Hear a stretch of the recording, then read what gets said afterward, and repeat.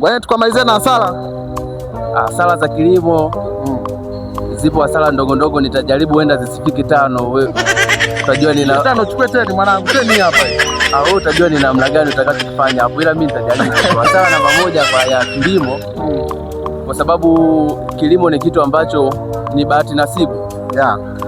Kwa hiyo hasara namba moja ni sio kitu cha uhakika, hususan pale masoko ambapo yanakuwa hayapo. Hasara ya pili? Hasara ya pili ni pale ambapo unaweka fedha nyingi lakini unajikuta mazao hayajaenda kama unavyotaka wewe. Hasara ya tatu? Hasara ya tatu ya kilimo ni kama ile ambayo mwenyewe ulikwisha kuizungumzia kwamba kilimo kinakondesha. Lakini ulinibishia. Ndio maana nilitoa sababu kwamba ni kweli kinakondesha, lakini inategemeana ni namna gani umeingia kwenye kilimo. Je, umeingia kwa kujaribu au ni fani yako? Hasara ya 4? Hasara ya 4 ya kilimo,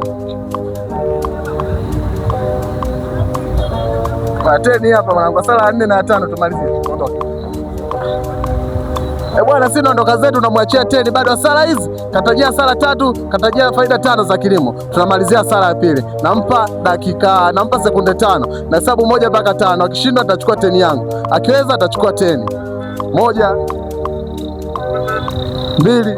Hasara nyingine ya kilimo, kama usipokuwa nacho makini, kinaweza kikakuletea matatizo ya kiafya, hususan sisi watu wa Ilula huwa tunatumia madawa. Kwa hiyo madawa kama tutashindwa kuwa nayo makini, yanaweza katuletea matatizo ya kiafya. Ninao ushuhuda pia, naye ndugu yangu ambaye alivuta dawa na wakampeleka hospitalini. Kwa hiyo haya madawa tunayotumia pia hapo wameelewa. Tunaenda ya tatu, tunaenda ya 5 ya mwisho nilishia ngapi? 2, 3.